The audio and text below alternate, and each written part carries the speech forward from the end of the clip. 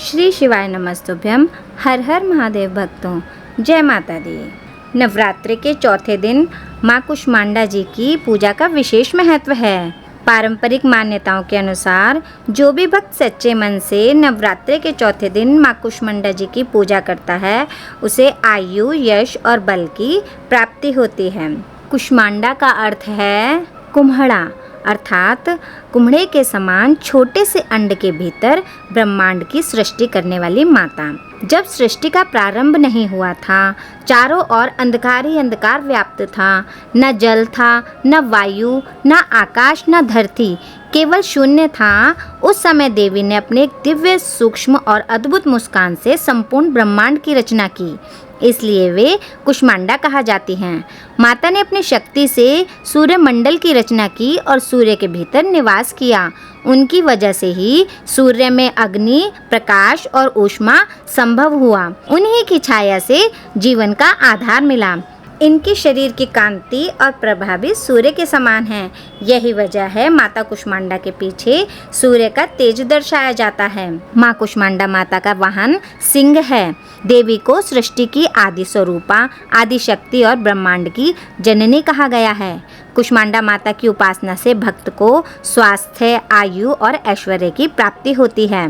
हृदय और मानसिक रोग दूर होते हैं। साथ ही उनके पूजन से सृष्टि के रहस्य जानने की बुद्धि और शक्ति प्राप्त होती है। पौराणिक मान्यताओं के अनुसार एक समय त्रिलोक में महिषासुर और अन्य असुरों ने अत्याचार बढ़ा दिया।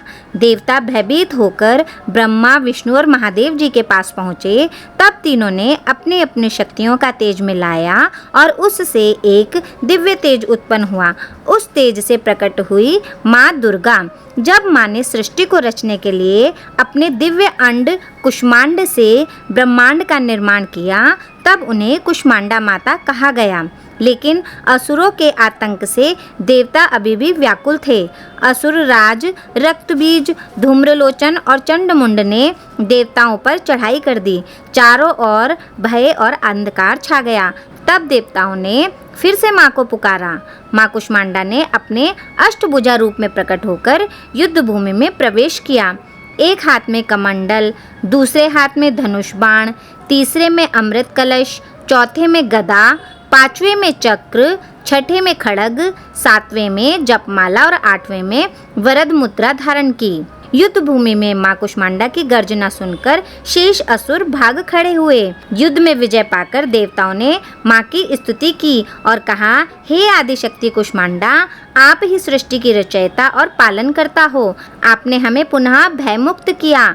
आपके बिना तीनों लोगों का अस्तित्व ही नहीं है। इस प्रकार माँ कुष्मांडा ने अपने तेज और पराक्रम से असुरों का नाश करके धर्म की पुनः स्थापना की। मान्यता है कि श्रद्धा भाव से माँ कुष्मांडा जी को जो भी अर्पित किया जाता है, वह उससे ही प्रसन्न हो जाती है। लेकिन माँ कुष्मांडा जी को नवरात्रि के चौथे दिन पेठे का और मालपुए का भोग लगाने से वो बहुत ही जल्द प्रसन्न होती हैं। ऐसा करने से बुद्धि का विकास होता है और निर्णय शक्ति बढ़ती है। माँ को हरी इलायची और सौंफ का भोग भी अवश्य लगाएं। रोगों को दूर कर धन यश की प्राप्ति के लिए आप माँ कुष्मांडा को प्रसन्न कर सकते हैं। माँ की स्तुति अवश्य करें। या देवी सर्वभूतेषु माँ कुष्मांडा रूपेण संस्थिता, नमस्तस्यै नमस्तस्यै नमस्तस्यै नमो नमः। इस स्तुति का अर्थ है, हे माँ, आप सर्वत्र विराजमान हैं और कुष्मांडा के रूप में प्रसिद्ध अम्बे माँ, मैं आपको बारंबार प्रणाम करती हूँ। हे माँ, मुझे सब पापों से मुक्ति प्रदान करें। याद रखिए, माँ कुष्मांडा जी रोग दोष को खत्म करने वाली माँ हैं, साथ ही हमें यश, बल और आयु देने वाली माता हैं। बोलो कुष्मांडा माता की जय। जयकारा शेरवाली दा बोल सांचे दरबार की जय। श्री शिवाय नमस्तुभ्यम। हर हर महादेव भक्तों।